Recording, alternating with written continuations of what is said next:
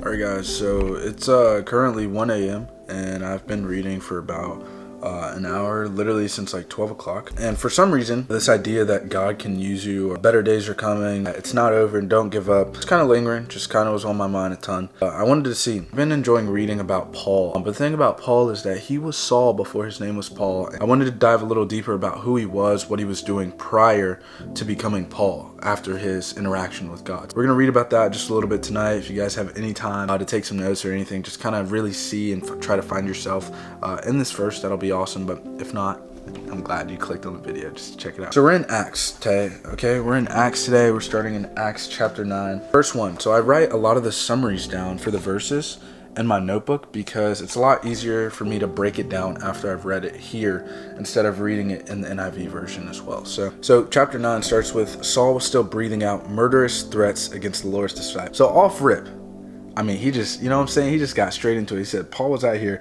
breathing out murderous threats against the Lord's disciples. Verse 2. He went to the high priest and asked for the letters to the synagogues. So if he found any men or women, he would take them as prisoners. So basically, the synagogues was the place of worship. That's where people were worshiping. All the Jews were worshiping, non-Jews. That's where they were worshiping, right? The synagogues was basically the church of this time period. You go down to verse 3, it says, as he neared Damascus, a light from heaven flashed around him. Right? So Damascus, we have to break it down, right? We have to understand what he's talking about. So Damascus was a big place for trade and culture, but it also was the place of where many Jews were. Jews in Damascus believed in God and they obeyed the laws of the Jewish principles. Keep going down. Right now he's in Damascus. He's already got this idea that he's got, bad intentions for basically anybody in this area, right? You go down to verse 4, he says, he heard a voice say, Saul, Saul, why do you persecute me? So by this point, he's already got a plan. He's on a mission. Everybody knows what he's up to, right? They know what Saul is up to as he's coming into Damascus. And now there's this light that's shining so bright, right? He has no idea. He has no idea who it is.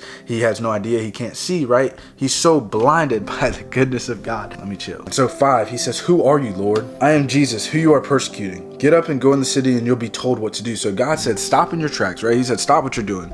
I'm going to tell you what you're about to do. So God knows that Saul has these evil intentions. He already sees what's going on, but he said, stop what you're doing. And I'm going to tell you what I'm going to do with you, right?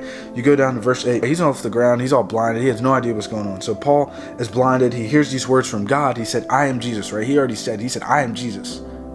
I'm the reason you can't see because I'm so holy and you are so far from me, but I am Jesus. There was men that was traveling with Saul, which is crazy because what he was doing, I don't know if I would want to, you know what I'm saying? But there was men that were with him and they picked him up off the ground. Right? Jesus said, get up and I'll tell you what to do. Verse 9, he says he was blind for 3 days. He didn't eat or drink. Verse 10 goes down to say, basically the Lord called on a disciple and said, you're going to lay hands on Saul, right? You're going to lay hands on him. Ananias is his name, I believe. But Ananias gets this call from God and he's like, did you not hear what he was doing? Like, did you not see the things that he was going to do? Did you not hear what all he had in mind for Damascus? And God says, just do it, right? Just obey me. This is what I'm calling you to do. I want you to lay hands on him and I want you to baptize him. So that's what he does. Verse 15, the Lord says, go, this man is my chosen instrument to proclaim my name to the Gentiles and their kings and the people of Israel. I will show him how he must suffer for my name. God says, I'm not concerned about what he's done or what he said he's going to do. I'm going to use him, right? And you're going to lay hands on him. You're going to baptize him so that he may change and proclaim my name. If you go over to verse 18, it says Ananias obeyed and laid hands on Saul, and something like scales fell from his eyes. So at this point, he couldn't see. He hasn't eaten for 3 days. He's blinded. He's getting the whole new formation because if you start at verse 9, he says Saul was still breathing out murderous threats. So Saul never had any good intentions, right? He already knew what he was trying to do. He already had bad intentions, but God said, stop there, right? I'm going to blind you. I'm going to get your attention. I'm going to stop what you're doing, and I'm going to use you to proclaim my name. And I was just sitting here thinking, and I was like, sometimes as a culture, right, we make people feel so apart from God because of things they've done. But once you share this love of God and you're going to come to a place where you're going to have an interaction with God and God's going to get your attention of some sort and God can change your life. I think a lot of times we miss an opportunity to bring others to Christ because we're too busy thinking about what they have done, right? We're too busy thinking about what they said they would do or what their intentions may be. But we have to understand that God has a plan for all of us, right? God can use you. God will use you. Verse 19 says, later he began to preach to the people of Damascus. 21, people were reminded of his intentions. So people were